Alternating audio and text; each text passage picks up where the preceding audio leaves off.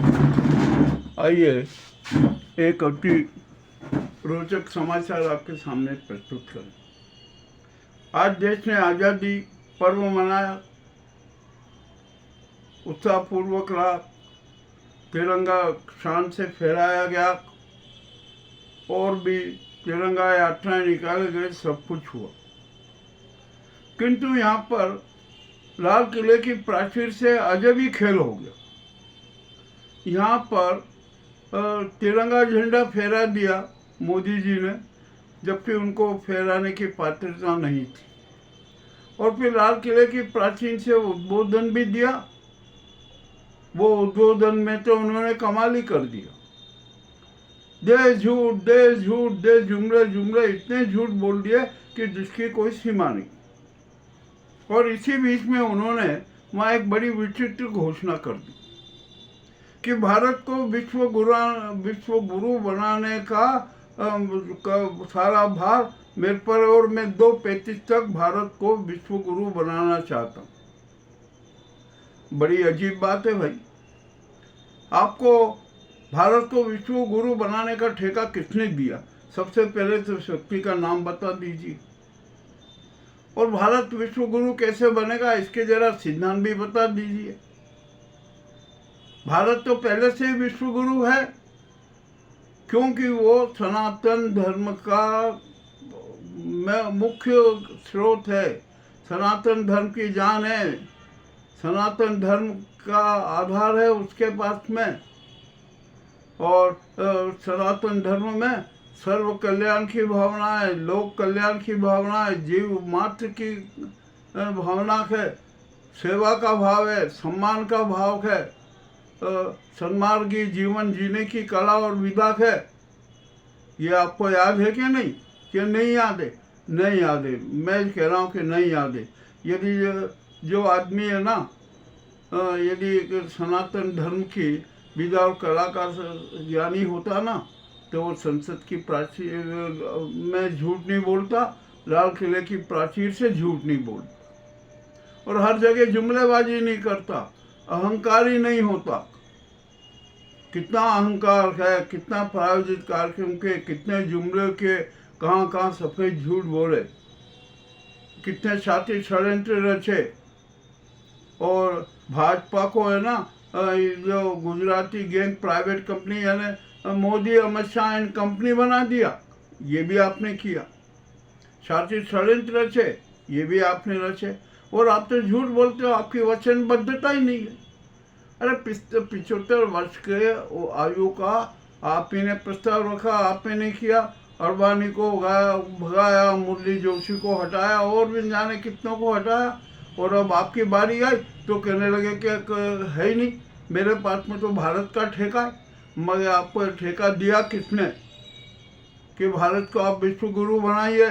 अरे जो आदमी षड्यंत्री होता है, जो जुमलेबाजी करता है, सफ़ेद झूठ बोलता है, प्रायोजित बात करता है, देश के संविधान के साथ गलत काम करता है, कानूनों को तोड़ता है, और अपना नाजीवाद थोपना, अपना अहंकार थोपता है, न्याय विधा को क्षतिग्रस्त करता है, देश की सुव्यवस्थाओं को कुव्यवस्थाओं में बदलता, और भी न जाने कितने कितने काम किए जा रहे हैं, और इस देश की अर्थव्यवस्था को चौपट कर दी। देश को बेचने के साथ ही षड्यंत्र है, भारत की प्रतिष्ठा विश्व में गिरा दी। कौन सा आपका ये धर्म है?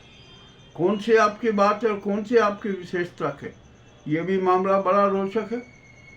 आज अब विश्व में हमारे साथ क्या क्या कौन खड़ा है कुछ भी नहीं है, और आप जहाँ जाते हैं वहाँ पर बस प्रलोभन करते हैं।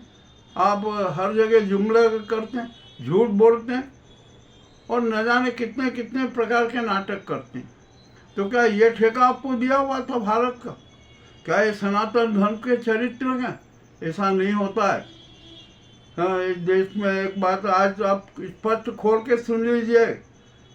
मैं एक पूरी गुजराती अहमदाबादी गैंग को सुना रहा हूँ कि इस देश में संविधान ही सर्वोच्च है, कानून ही सर्वोच्च है। ये संसद, ये जो आपकी जो गैंग और आप पर जो ठेकेदारी है ना, ये कोई सर्वोच्च नहीं है, ये भी एक बात ध्यान रख लेना। न्याय विधा हमारे यहाँ की बहुत सुपर है, संविधान बहुत सुपर है, उसी के हिसाब से राष्ट्र चलेगा, देश चलेगा, ये भी बात ध्यान रख लेना। आपको किसी ने ठेका नहीं दिया है, आप ये भूल रहे हैं। और आज आपने जो लाल किले की प्राचीर से घोषणा की ना, आपको शर्म आ जाना चाहिए। आप आइए बताइए, आपका लोकसभा में बहुमत है क्या? नीतीश और नायडू की बैसाखी पे तो आप जिंदा हैं। अब तो उन्होंने भी साथ छोड़ दिया, आपके जो सहयोगी है ना एनडीए के, वो भी साथ छोड़ गए।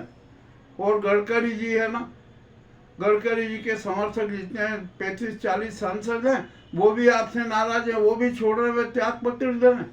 कहाँ है आपके पास में बहुमत? आप तो 150 तक में भी आ जाएंगे, ये भी मैं दावे से कह रहा हूँ। तो ये जो आपका जो अहंकार है ना, ये अहंकार का मर्दन होने वाला है।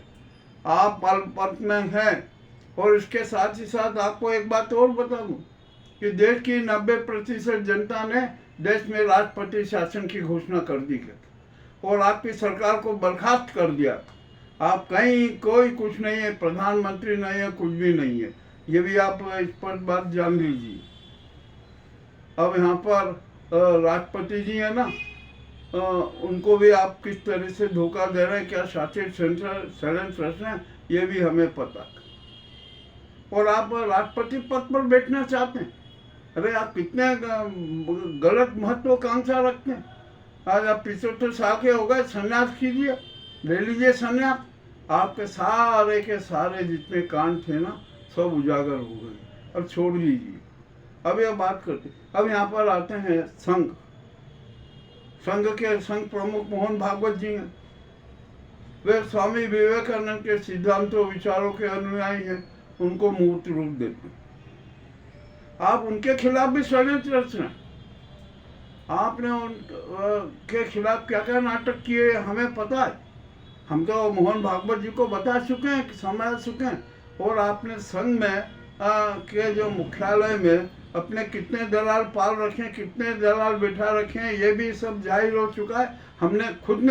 मैंने अपने एपिसोड में मोहन भागवत जी को संपूर्ण विवरण दिया कि इस प्रकार का ही करे।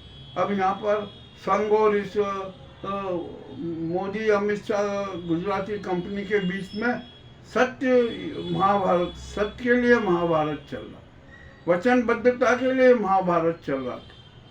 अब तो यहाँ पर क्या होगा क्या नहीं होगा देखते हैं।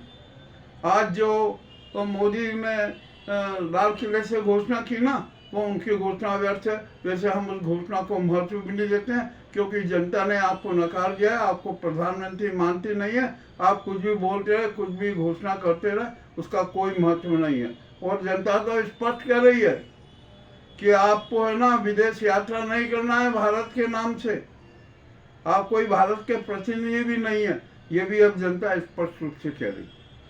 साफ कह दिया है जनता ने, देश में राष्ट्रपति शासन लागू है, आपकी सरकार कुछ भी नहीं है। देश में CDS है, सेना के चीफ हैं, वो केयर टेकर PM है, और CJI गवई जी है ना, वो उनके न्यायिक सलाहकार। ये भी आप सुन लीजिए और ये भी जान लीजिए, ये मुर्मू जी को भी है ना चाहिए कि वो हमारी जो बात है, प्रस्ताव है ना, इस पर आज ही मोहर लगा दे और इसी वक्त इसी समय देश में राष्ट्रपति शासन की घोषणा कर दे। अब आपको बता दूं कि ये नाजी गुजराती गैंग है ना, अहमदाबादी गैंग, इसके सारे काले कारनामे उजागर हो गए। ये इतने उलझे हुए हैं, इतने फंसे हुए हैं कि अब इनको कहाँ जाएंगे ये। और ये तो जो है ना राष्ट्रपति बनना चाहते हैं ताकि इन पर किसी प्रकार की कार्रवाई न हो। नहीं, अब ऐसा नहीं होगा, ये राष्ट्रपति भी नहीं बन सकते, अब तो ये तिहाड़पति बन के रहेंगे। ये भी हमारी खुली घोषणा है। अब यहाँ मोहन भागवत जी को हमने बहुत सतर्क किया, सावधानी की। अब तो ये गुजराती गैंग कंपनी का सारे राज और उनके लक्ष्य स्पष्ट हो गए। अब आपको कठोर से कठोर कार्रवाई करना है। संजय जोशी ने आज गुजरात में खेला कर ही दिया है। लाखों जनता इस गुजराती गैंग के खिलाफ बिल्कुल मैदान में है। इतना बड़ा प्रदर्शन हुआ कि इनकी जमीन मिल गई, इनकी ज़मीनों में भूकंप आ गया। अब आप यहाँ पर क्या करेंगे? अरे ये तो आपको भी बदनाम करने के उसमें इनका तो लक्ष्य है कि संघ पे भी हम अपनी उधर में संभालें, संघ को भी अपनी एक इकाई बना लें गुजराती गैंग की। क्या होगा आप भी? और मोहन भागवत जी, हम तो आपको सचेत करते रहे हैं कि देखिए विश्वास का बहुत बड़ा संकट है और यहाँ पर किस चेहरे पर विश्वास करना अभी कहना भी कठिन। अब यहाँ पर अभी जो आप अपना उत्तराधिकारी चुनेंगे नहीं, क्योंकि 11 सितंबर को आप भी 75 के हो जाएंगे। आप खुद ही कह देंगे कि नहीं हमें 75 का हो गया हूँ, अब मैं तो संन्यास लूँगा, ईश्वर की भक्ति करूँगा और मैं अपना उत्तराधिकारी घोषित कर दूँ। आपने एक अप्रत्यक्ष रूप में अपना जो उत्तराधिकारी घोषित किया ना, वो भी विश्वास पात्र नहीं है, वो भी विश्वसनीय नहीं है। वो भी इस नाजी गुजराती एंड कंपनी का कोई कहीं छोटा मोटा दलाल लगता। आपने आज बहुत अच्छा एक स्टेप लिया। अब तो संघ में भी चर्चा चल रही है कि डॉक्टर मोहन भागवत अपना उत्तराधिकारी किसको घोषित करेंगे। जो अभी जो दिख रहा था ना, अब वैसा नहीं होगा। अब तो उत्तराधिकारी को नया ही चेहरा ही बनेगा, ऐसा नाम आएगा कि सब लोग आश्चर्य करेंगे। और इसके लिए हमें जो हमने आज हमारे पूरे एपिसोड में भी कहा, बता दिया गया कि अब संघ प्रमुख शेषाद्री जी होंगे। इन पर विचार चल रहा है। मोहन भागवत भी है ना, जो सूची में है कि ये होंगे ये होंगे ये होंगे, उनका सबका इतिहास भूगोल जान रहे। अब देखते हैं वो क्या है। मगर यहाँ पर शेषाद्री जी हैं, संभवतः उनके पक्ष में बात हो सकती है। मोहन भागवत उनमें विश्वास कर सकते हैं, ये भी सही है। अब जब ये बात चली ना, तो नाजी गैंग एंड कंपनी में और भूकंप आ गया। अरे अपना तो खेल ही बिगड़ गया। जो जिसको मोहन भागवत 2 नंबर का बनाने वाले थे, अब वो भी खेल खत्म हो गया। अब तो नया ही चेहरा सामने आ गया। तो ये संघ और जो गुजराती एंड कंपनी के बीच में सत्य का जो महायुद्ध चल रहा हो ना, उसमें नाजी एंड गुजराती कंपनी की पराजय सुनिश्चित है। अब 40 संघ समर्थक 35 से 40 सांसद त्याग पत्र देना है, वो मोदी के पक्ष में नहीं है। अब आप 240 में से 40 घटा दीजिए, बचे 200 ना।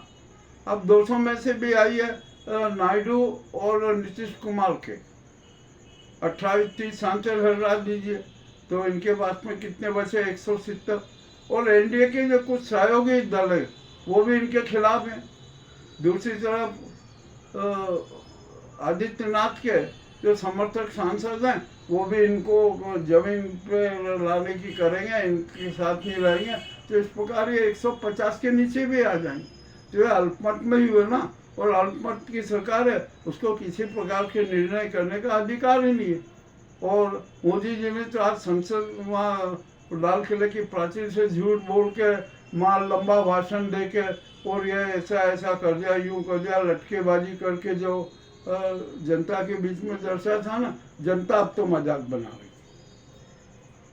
अब तो जनता कह रही है कि मोदी जी के नाटक खत्म हो गए, लटकेबाजी खत्म हो गई, जुड़ू में कोई विश्वास नहीं है और उनके पास में भारत को विश्व गुरु बनाने का कोई ठेका ही नहीं है।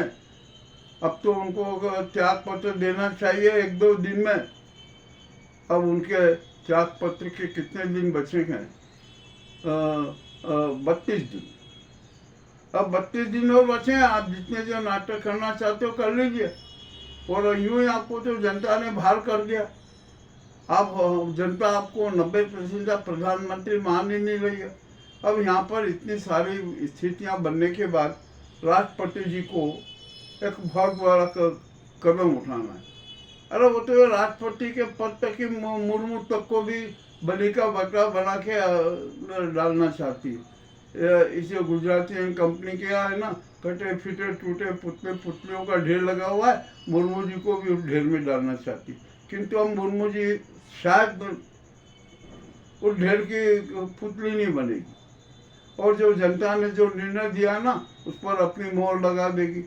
आज मैं तो फिर कहता हूँ कि राष्ट्रपति मुर्मू जी को अभी हाल ही इसी वक्त से देश में राष्ट्रपति शासन लागू कर देना चाहिए, इस नाजी सरकार को भंग कर देना चाहिए, इनका सारा अहंकार सारे षड्यंत्र सब नाकाम हो जाएगी। ये जनता की बात है। अब जो ये बात बहुत कड़वी है, अब यहाँ पर हम फिर स्पष्ट रूप से कहते हैं कि भारत तो विश्व गुरु था, है और रहेगा, क्योंकि सनातन धर्म उसका आधार है। और हम मोहन भागवत से भी निवेदन करते हैं कि अब है ना संघ का आधार ये मनोवादी और ये दूसरे है ना हिंदू धर्म है, वो धर्म है, सांप्रदायिक धर्म, ये सब छोड़ दीजिए, सनातन धर्म को ही अपना आधार बनाइए, सर्व प्राणियों की कल्पना का वो आधार बनाइए, देश में एकता सांप्रदायिक सद्भाव की भावना को बनाइए। और जो ये आपके जो विभिन्न संगठन है ना, ये जो कितना उत्पाद मचाते हैं, क्या क्या नाटक करते हैं, इनका सब खत्म कर दिया, सारे अनुशासित जो संगठन है ना सबको समाप्त कर दीजिए। आपका माधव सेवा न्यास है ना, वो और RSS के बस ये दो के हिसाब से चलते रहिए। आप त्याग पर जाएंगे तो भी आप संघ के निर्देशक मंडल में रहेंगे, नीति निर्धारक मंडल में रहेंगे। ये भी हम ये घोषणा कर रहे हैं। अब देखते हैं क्या होता है क्या नहीं होता है। हमें जो लग रहा है, हमें जो एहसास होता है, वो हम प्रस्तुति कर रहे हैं, सत्य की प्रस्तुति कर रहे हैं। कोई इसमें लाग लपेट नहीं, हमारा किसी से पूर्वाग्रह भी नहीं है, और न पूर्वाग्रह था है और न रहेगा। हम तो सत्य की प्रस्तुति बिना किसी भूमिका के प्रस्तुत कर देते हैं, करते रहे और करते ही रहेंगे। और हम हमारे जितने भी दर्शक हैं ना, हमारे जो सहयोगी हैं, हम सब उनसे ये भी नहीं कहते कि आप हमारे चैनल को सब्सक्राइब कीजिए, लाइक कीजिए, नहीं। हम तो एक ही निवेदन करते हैं कि आप हमारे संवाद की भावनाओं से जुड़े रहें, आप हमारे साथ बने रहें, आप हमें संवाद सूचनाएं करते रहें। बस यही हमारे लिए उपहार है, यही वरदान है, यही हमारी भक्ति है। आज के इस एपिसोड में जो मैंने कड़वी बातें कही है ना, बहुत लोगों को बुरा लगे, भैया माफ़ कर देना।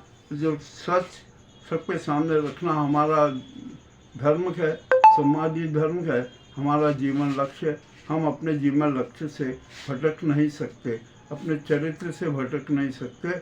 बहुत बहुत धन्यवाद।